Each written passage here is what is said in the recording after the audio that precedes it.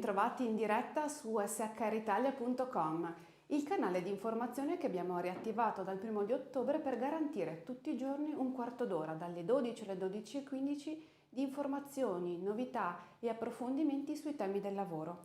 Come sempre daremo notizia di quelle che sono le notizie dell'ultima ora, per passare poi a dare risposta alle domande che più frequentemente ci vengono poste ed infine nell'ultima sezione spazio ai consigli di lettura nella sezione Storie ed approfondimenti, pillole di lavoro. Ma vediamo le notizie di oggi. Ministero. Le FAQ sugli spostamenti. Sono pubblicate sul sito del Ministero del Lavoro le domande più frequentemente poste al governo riguardanti gli spostamenti nel periodo che va dal 21 di dicembre al 6 di gennaio, ovviamente il periodo delle vacanze natalizie degli studenti.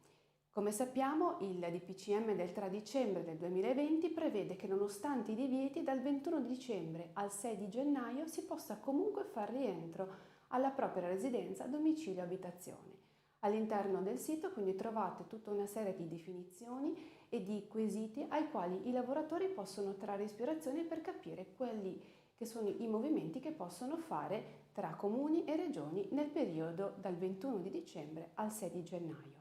Rimanendo sempre in tema di domande più frequentemente poste, sul sito del Garante della Privacy è stata pubblicata una guida per l'installazione degli impianti di videosorveglianza. Il Garante per la protezione dei dati personali infatti ha pubblicato alcune FAQ che possono essere di utile ispirazione sia per chi volesse in ambito privato installare impianti di videosorveglianza sia in ambito pubblico. Tutto questo in funzione della serie di reclami, di quesiti, di segnalazioni che lo stesso Garante sulla Privacy ha ricevuto negli ultimi mesi. Ma passiamo all'INPS.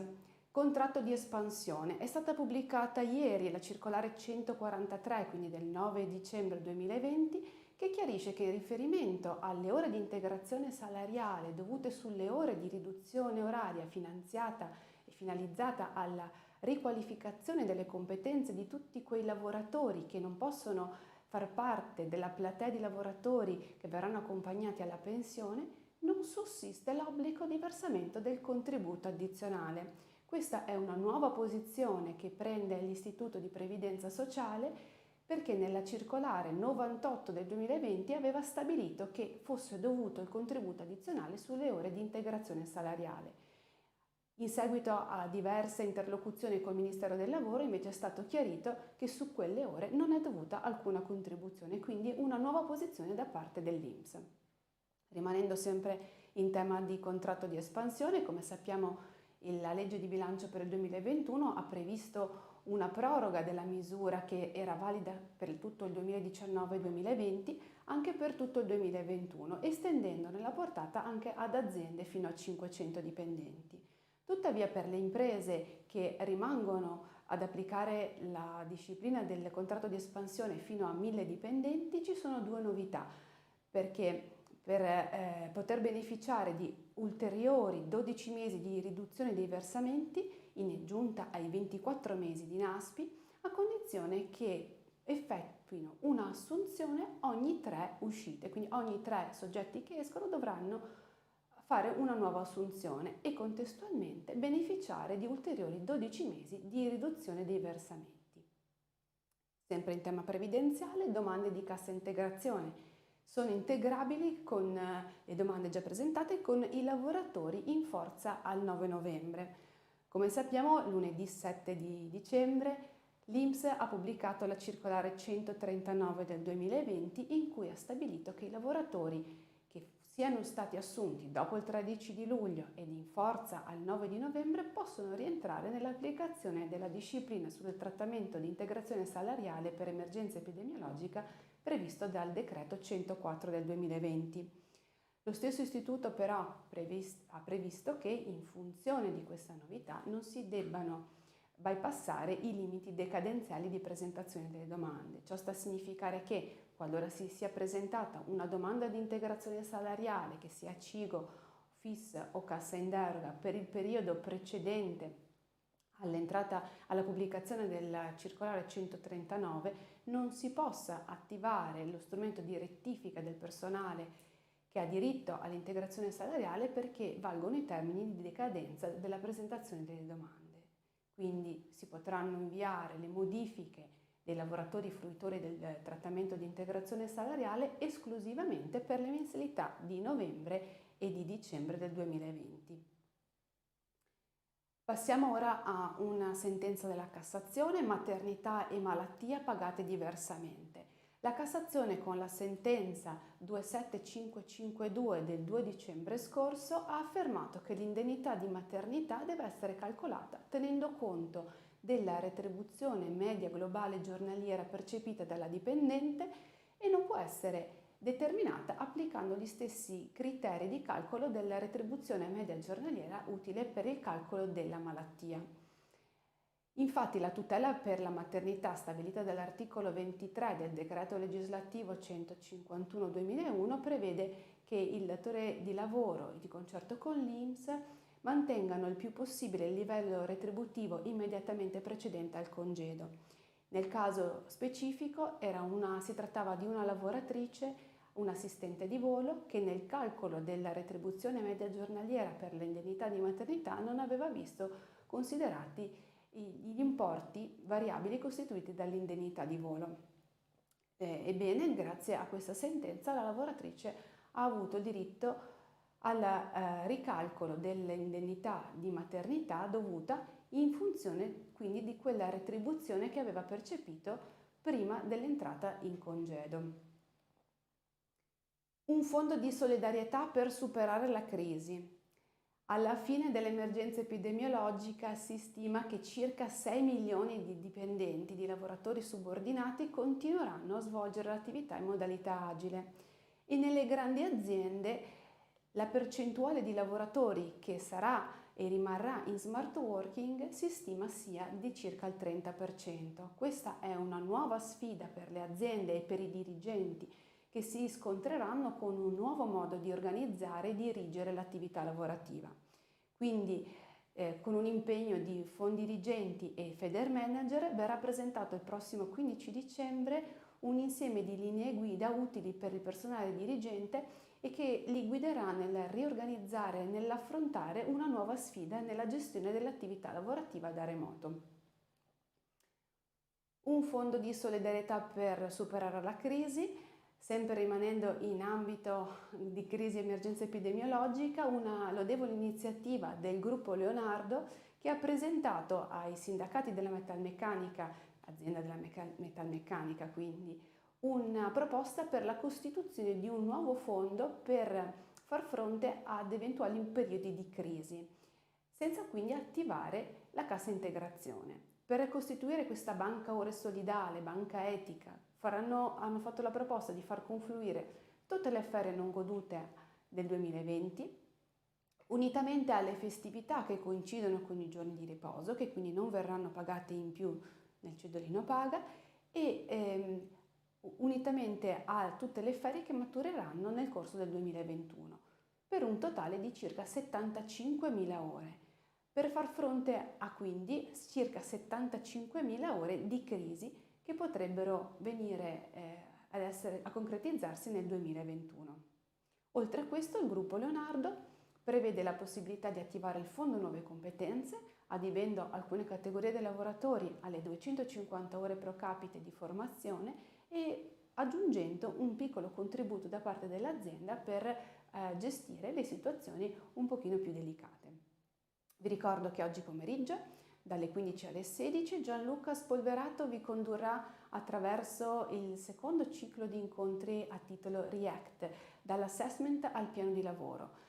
Costituisce un progetto ambizioso, ovvero un piano di lavoro con cui le aziende riusciranno a rimanere attive e proattive in funzione della situazione che si realizzerà al termine dell'emergenza epidemiologica e che le porterà ad essere protagoniste del futuro al lavoro.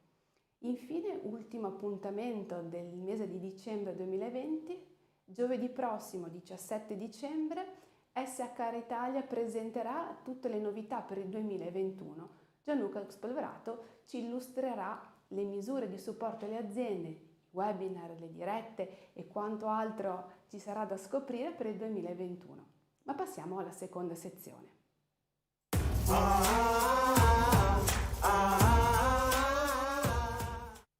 La prima domanda di oggi riguarda l'esonero contributivo.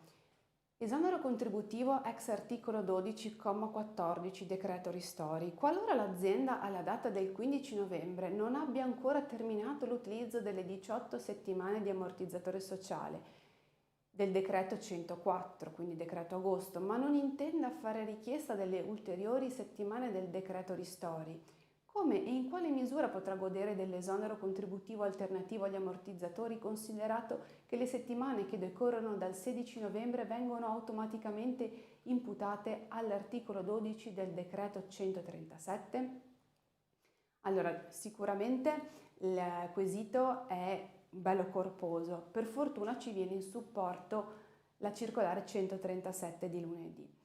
È sicuramente vero che l'ultimo periodo del comma 1 dell'articolo 12 del decreto ristori prevede che i periodi di integrazione precedentemente richiesti e autorizzati ai sensi dell'articolo 1, quindi la cassa delle 9+9 del decreto di Ferragosto, che siano collocati anche parzialmente dopo il 15 novembre sono imputati alle nuove 6 settimane, ma la circolare 139 ci dice che questa imputazione alle nuove 6 settimane avviene solo se si tratta delle ulteriori 9 settimane con fatturato. Quindi se si vuole accedere all'esonero contributivo del decreto 137, che quindi impone la fruibilità se esclusivamente non si fruisce dell'ammortizzatore del decreto 137, si dovrà terminare la cassa integrazione prima del 15 di novembre.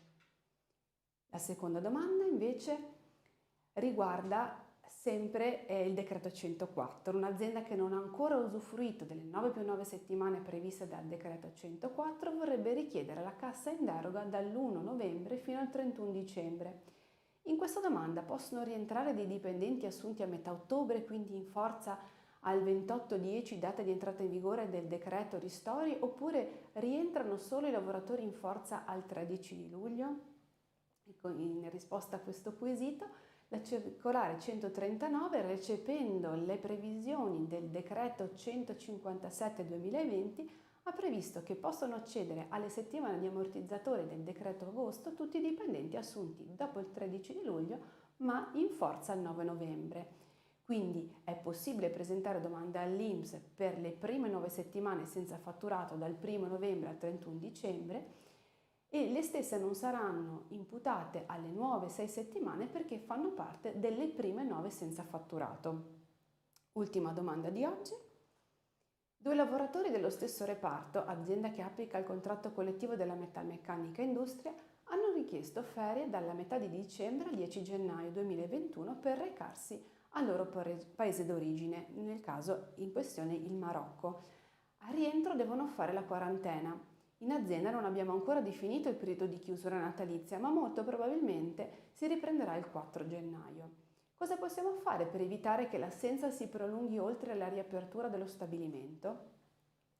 E in questo sicuramente ci viene in supporto il contratto collettivo applicato in azienda, che stabilisce che per le società con più di 150 dipendenti fino a una percentuale massima del 3% e in quelle con una forza lavoro inferiore ai 150 nella percentuale massima del 2%, si deve tenere conto delle esigenze dei lavoratori stranieri di recarsi al loro paese d'origine, tenendo conto però delle esigenze tecnico-organizzative della società. Del resto l'imprenditore è colui che gestisce i fattori della produzione e non possono essere concesse ferie se l'assenza dei lavoratori potrebbe creare un pregiudizio all'attività lavorativa. Quindi sicuramente le ferie andranno concesse anche in considerazione del fatto che l'azienda probabilmente chiuderà per il periodo delle ferie natalizie, però i lavoratori dovrebbero rientrare in Italia ben prima rispetto alla data che avrebbero richiesto, in funzione della quarantena che poi porterà alla ripresa della loro attività lavorativa dopo i 10 giorni. Quindi il consiglio che noi vi diamo è comunque quello di predisporre un'idonea informativa a tutto il personale, comunicando quelle che sono le previsioni attualmente in vigore per tutti quei soggetti che si rechino all'estero durante questo periodo di emergenza epidemiologica. Per eventuali ulteriori domande vi ricordiamo che è sempre a disposizione il nostro portale di espertolavoro.com. Ma veniamo all'ultima parte, storia di interviste.